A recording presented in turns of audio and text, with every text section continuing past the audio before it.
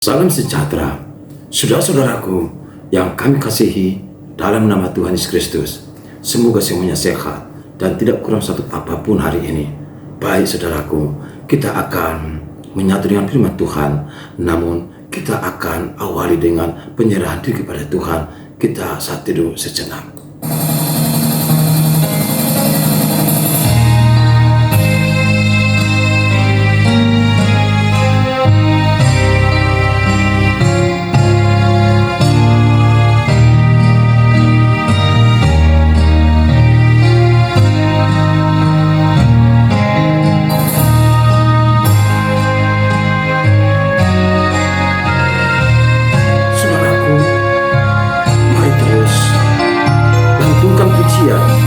Dan syukurmu kepada Tuhan yang selalu setia menyertai, dan kami percaya kita akan selalu berbahagia dan sukacita dalam hidup ini.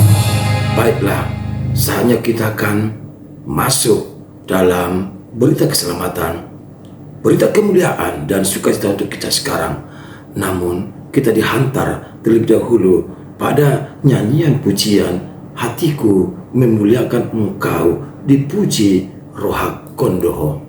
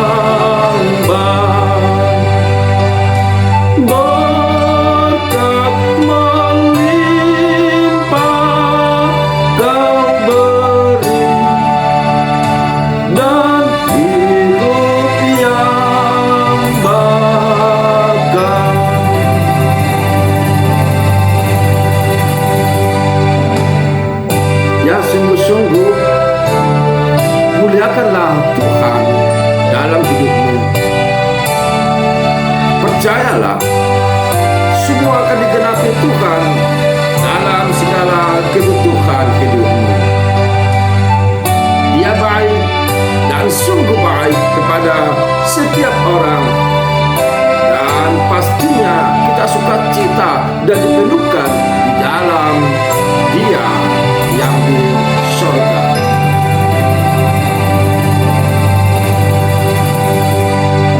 Semua Tuhan cukupkanlah bekal bagi dunia. Seluruh makhluk Kau beri berkat yang tak terhenti.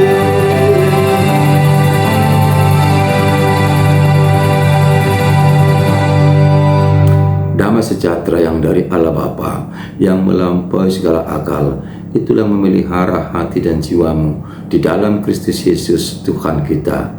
Amin. Saudara-saudara yang kami kasihi dalam nama Tuhan Yesus Kristus, sebelum kami lanjutkan renungan ini, izinkan saya menyampaikan sesuatu bagimu. Selamat ulang tahun bagi saudaraku yang hari ini berulang tahun.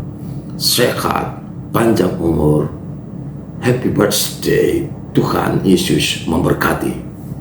Bagi saudara-saudaraku yang hari ini merayakan ulang tahun perkawinannya, kami juga ucapkan selamat, sukses, bahagia selalu bersama anak cucu.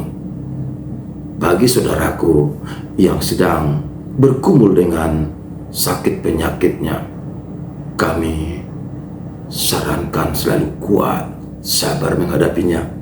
Dan saya berdoa dari sini, kiranya Tuhan Yesus, Sang Tabib, Padona Sumurungi, Pamelupon, Papisarhon, Pahisarhon, Damang Dok Dainang, Tangyang Nami Rabbo Kamu Syarhubna.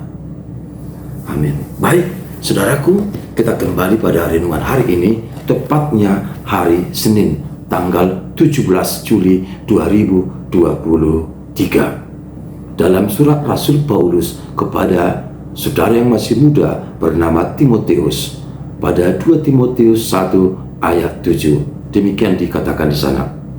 Sebab Allah memberikan kepada kita bukan roh ketakutan, melainkan roh yang membangkitkan kekuatan kasih dan ketertiban.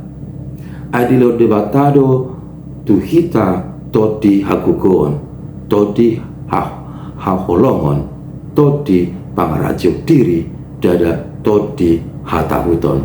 Solat nari usaha kami, adilo debatado tuhita todi hagugon, todi haholongon, todi pangarajo diri, dada todi hatahuton.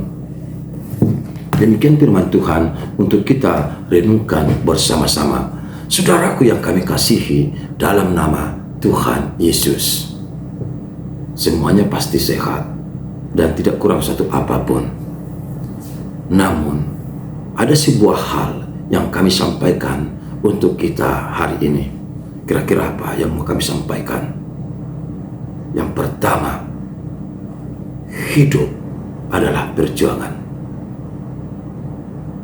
Hidup harus dijalani apapun resikonya, sebab hidup adalah juga pengorbanan untuk mencapai garis finish. Hidup adalah tantangan, dan hidup ini adalah bagaikan sebuah salib yang berat, beban yang dipikul. Namun jangan salah, hidup juga adalah sebuah keadaan yang membahagiakan, bahkan sukacita bagi seseorang yang menerima hidup itu, menjalaninya dengan sukacita. Namun apa yang terjadi dengan Timotius? Timotius adalah seorang hamba Tuhan yang masih muda. Kalau Rasul Paulus, dia selalu menyebutkan anakku di dalam iman, anakku loho di bagasan haporsial. Mengapa Paulus mengatakan dan memanggil Timotius menjadi anak rohaninya? Ternyata sejak dari dulu Timotius dan Paulus, walaupun berbeda jauh usia, jauh pengalaman, dan lain-lain, ternyata Paulus itu sangat sayang kepada Timotius. Walaupun dari segi pengetahuan kurang, dari kecerdasan, dari pengalaman, apalagi dalam soal pemberitaan Injil. Namun jangan salah, kalau Paulus itu seorang yang selalu menghargai siapapun, termasuk Timotius yang masih muda. Saat Timotius dipanggil menjadi rekan sekerjanya melayani, saat itu Timotius masih berusia 16 tahun. Coba bayangkan usia 16 tahun, yang masih muda beliau, katakanlah sekarang masih setingkat dengan SMA atau SMU, tapi dia sudah dipanggil menjadi seorang sintua, dipanggil menjadi seorang hamba, menjadi seorang pemberita firman Tuhan, dan mengajarkan dengan ajaran yang dari Kristus. Namun jangan salah juga, sekalipun demikian atau masih muda Timotius, ia telah dimampukan Tuhan setelah mendapat pengajaran, tuntunan dan bimbingan dari Rasul Paulus. Bahkan sebuah catatan sejarah perjalanan hidup Paulus dan juga perjalanan hidup dari Timotius saat mengabarkan atau mengobarkan kerajaan Tuhan. Ternyata Timotius mengalami tantangan besar, apalagi saat itu tentara atau pemerintah Romawi dan penguasa-penguasa di dalamnya cukup keras, kejam, yang berusaha menghempang Injil kerajaan surga dan menghempang setiap hamba-hamba para nabi, akapostel, termasuk si Timotius dan yang rotuluati. Maka satu-satunya cara yang dilakukan oleh Timotius adalah berserah diri pada Tuhan, memohon kekuatan, penyertaan dari Kristus, dan juga pendampingan dari Rasul Paulus. Dan ternyata dia kuat, dia mampu melakukan itu. Bahkan Paulus mengatakan, Tuhan memberi kepadamu roh kekuatan, bukan roh ketakutan. Ia akan membangkitkan kekuatan dan kasih ketertiban bagimu. Ilo debatado dihita tuho to dihakuku dan to dihatahuton. Maka jangan pernah takut. Teruslah berkarya, teruslah kobarkan Injil kerajaan surga. Selagi ada waktu, jangan pernah stop penyebaran firman Tuhan. Kalau kita dihempang oleh penguasa, kita akan dibabatnya. Ingatlah apa yang katakan Tertullianus, semakin dibabat, semakin merambat. Teruslah menjamur kerajaan surga dan menyebar berita keselamatan sampai ke ujung dunia, dan semakin banyak orang yang percaya kepada Tuhan Yesus. Saudaraku, kita adalah anak-anak Tuhan atau murid-murid Yesus. Kita hamba-hamba Tuhan. Jangan pernah takut mempersaksikan kerajaan Tuhan dimanapun saudara berada, kemanapun melangkah.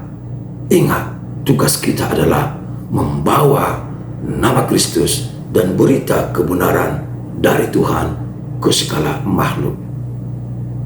Jangan pernah gelisah. Tuhan selalu bersamamu dalam suka maupun duka. Berserah dirilah kepada Tuhan. Saudara, Bapak Ibu akan selalu diberkati, dilindungi,